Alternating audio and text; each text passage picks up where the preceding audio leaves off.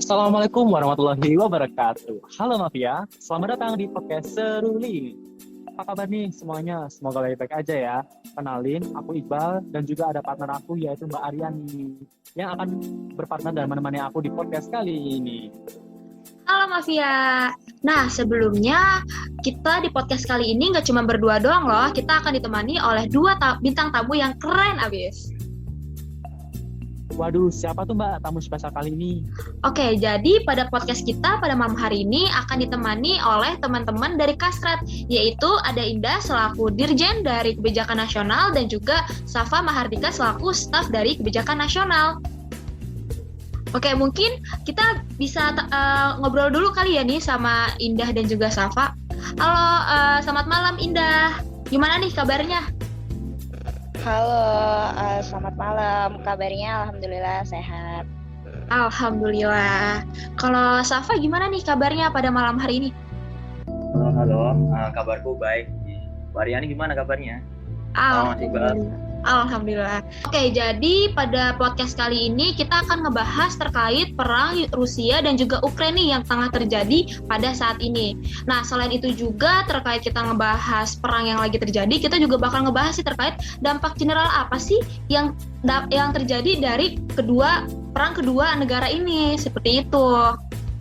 Oke, langsung aja kali ya Bal ya, kita masuk ke pembahasan yang kita tunggu-tunggu nih. Mungkin boleh Bal, langsung ditanya nih ke teman-teman Kastrat. Oke, gaskan.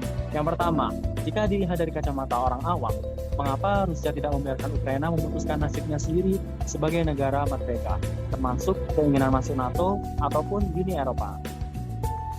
Nah, mungkin teman-teman Kastrat gimana nih menurut kalian, pandangan kalian terkait hal tersebut? Oke, mungkin dari aku dulu ya.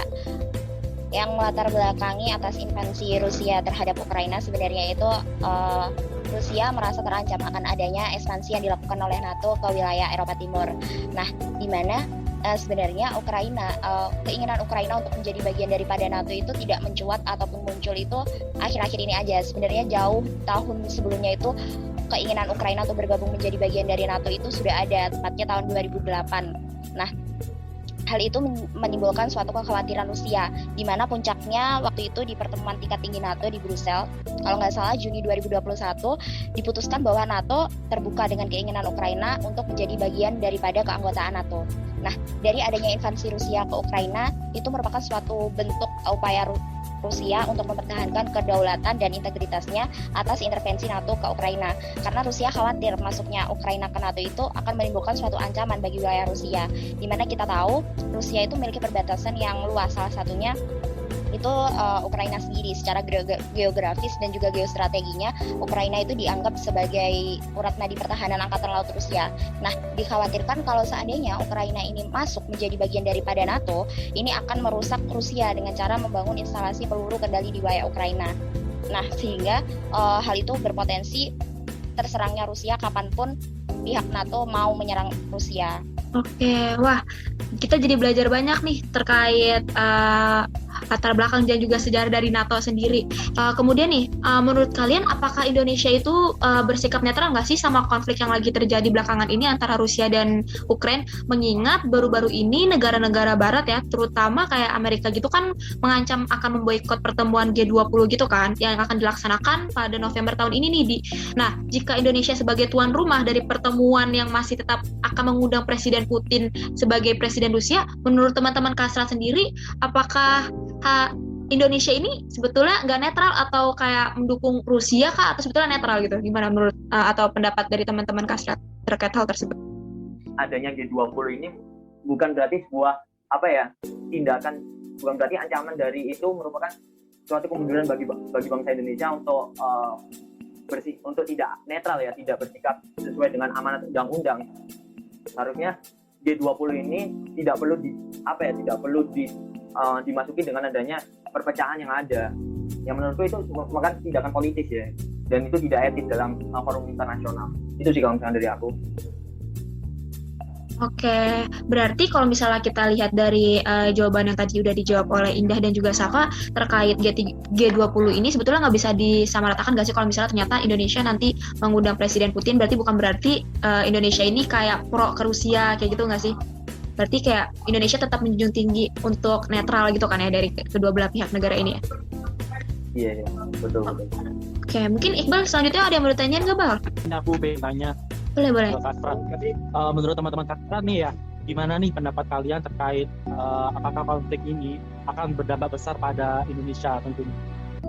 Oke, untuk dampak daripada konflik Rusia dan Ukraina ini terhadap Indonesia sendiri pasti memiliki dampak yang cukup signifikan di Indonesia. Di antaranya APBN di Indonesia itu menurun akibat terhambatnya proses ekspor pada kedua negara bersangkutan. Karena balik lagi penerbangan itu masih diboikot oleh beberapa negara untuk ke negara yang memiliki konflik, entah itu ke Rusia ataupun Ukraina itu sendiri. Selain itu juga meroketnya harga minyak saat ini itu juga implikasi dari adanya konflik Rusia dan Ukraina. Mungkin kalau dari aku gitu, mungkin Safa bisa nambahin terkait dampak-dampak yang ditimbulkan gitu, Saf. Mengenai harga minyak ya, ini benar-benar implikasi yang dirasakan oleh seluruh umat ya. Bahkan tren harga minyak ini sebelum perang ini juga meningkat, dan adanya peperangan ini juga semakin meningkat lagi harga dari minyak ini. Karena kalau misalnya kita tahu di Eropa itu tidak menggunakan minyak CPO atau minyak sawit ya, mereka melarang hal itu. Dan mereka itu mengganti dengan minyak dari minyak Brent dan juga minyak dari biji bunga matahari, yang mana kalau minyak Brent itu Rusia merupakan pengekspor atau istilahnya kayak memiliki minyak yang paling besar, minyak Brent paling besar kedua. Sedangkan Ukraina itu nomor 1 di biji matahari, minyak biji matahari. Nah, apabila perang ini terjadi, ya begitulah. Dampaknya adalah minyak itu akan naik. Selain itu, dampak terhadap konsumsi negara Indonesia ini juga naik sekitar 0,1%. Dan ini gimana ya, konsumsinya naik, APBN-nya turun, kan juga menyebabkan defisit kan pada akhirnya.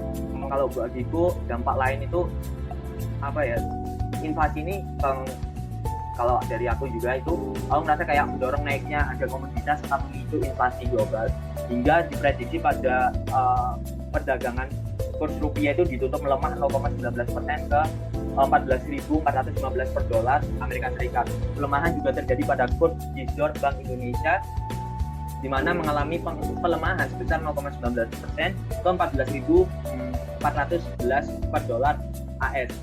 Mungkin dari teman-teman Kasra sendiri ada nggak yang pengen ditanyain dari teman-teman Sosma terkait perang Rusia sama Ukraina ini? Ya, aku pengen nanya nih. Kan tadi kan setelah bahas-bahas kan tadi pertanyaannya kan ke Kasra dulu nih. Sekarang gantian dong. Dari Kasra juga pengen tanya ke Sosma mengenai konflik ini. Yang pertama mungkin pertanyaannya adalah apa sih dampak perang Rusia dan Ukraina ini terhadap ekologi? Oke, mungkin aku dulu ya Mbak ya. Aku pengen Silakan, jawab boleh. terkait pertanyaan dari teman Kasrat. Secara kritis, kerusakan lingkungan itu memiliki implikasi bagi manusia serta ekosistem. Nah, artinya ini berarti bahwa melindungi warga sipil pertama-tama harus mengharuskan kita melindungi lingkungan tempat terlebih dahulu untuk mereka bergantung. Bahkan seorang tokoh Dongwei itu pernah mengungkapkan bahwa konflik berintensitas tinggi itu membutuhkan dan mengonsumsi bahan bakar dalam jumlah besar. Tidak menutup kemungkinan bahwa yang menyebabkan emisi CO2 besar itu dan berkontribusi terhadap perubahan iklim. Nah, pergerakan kendaraan juga yang memiliki skala besar juga dapat menyebabkan kerusakan fisik yang meluas pada lanskap sensitif dan keanekaragaman hayati. Mungkin seperti halnya penggunaan persenjataan peledak secara intensif itu juga dapat salah satu menimbulkan dampaknya terhadap ekologi. Selain itu, hilangnya pasokan energi dapat menimbulkan gejolak efek yang merusak lingkungan. Namun, salah satu juga ada yang mematikan instalasi pengolahan atau sistem pemompaan. Dapat menyebabkan penggunaan bahan bakar yang sehingga generator rumah tangga itu akan lebih banyak berpolusi.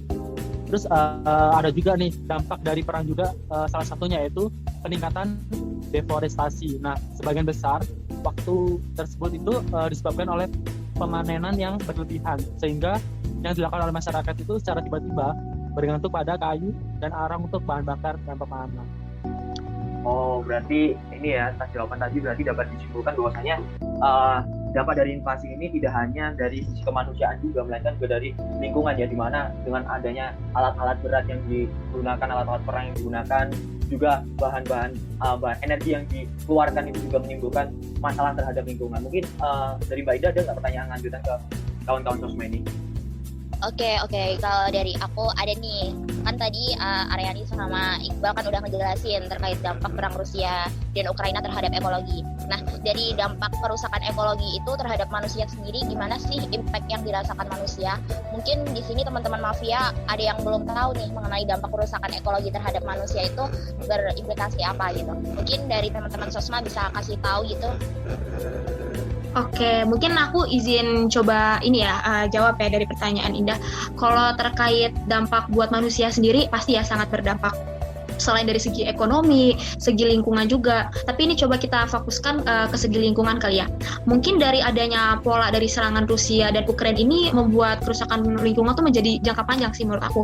Contohnya dari material-material yang berbahaya deh, dari hal-hal yang meledakan yang dari akibat perang tersebut atau gempuran dari Rusia sama Ukraina ini kan bisa menyebabkan adanya kayak polusi udara, polusi air, polusi laut yang seperti itu loh. Jadi bukan hanya manusia sih sebetulnya yang akan merasakan dari dampak-dampak tersebut. Seluruh hewan yang ada di laut, hewan yang burung-burung yang ada di udara juga pasti akan merasakan dampak-dampak dari hal tersebut. Alangkah baiknya kan kalau misalnya kayak perang nih antara dua negara ya kan, iklim yang sebelumnya bumi ya kalau misalnya kita udah lihat deh, bumi kan dari tahun ke tahun itu mengalami perubahan ya. Kayak dari tahun sebelumnya, dari tahun 2021, 2020 mungkin kalau teman-teman suka ngeliat tuh yang kayak perubahan-perubahan, bahkan yang kemarin udah di-post di Reels-nya Benvia UB itu terkait perubahan-perubahan iklim ataupun bumi, itu juga sangat berdampak itu, apalagi dengan adanya perang dari Ukraina sama Rusia ini. Jadi menurut aku itu makin memperparah kerusakan iklim yang terjadi, menurut aku sih seperti itu. Oke, aku jadi tahu nih terkait dampak kerusakan ekologi dari perang Rusia Ukraina ini ternyata cukup signifikan ya terhadap bumi kita, baik itu dari udaranya, airnya ataupun di daratnya gitu. Terlepas dari adanya kerusakan ekologi ini. Nah, mungkin dari Safa ada yang mau ditanyain lagi, Saf, ke teman-teman Sosma di sini nih. Ada nih pertanyaan terakhir nih dari aku untuk teman-teman Sosma. Ini sih mengenai mungkin kayak harapan teman-teman Sosma sendiri ini terhadap perang Rusia dan Ukraina sendiri ini gimana? Mungkin itu sih pertanyaannya. Oke, ini Iqbal mau jawab dulu atau mau coba aku yang jawab dulu, Bang?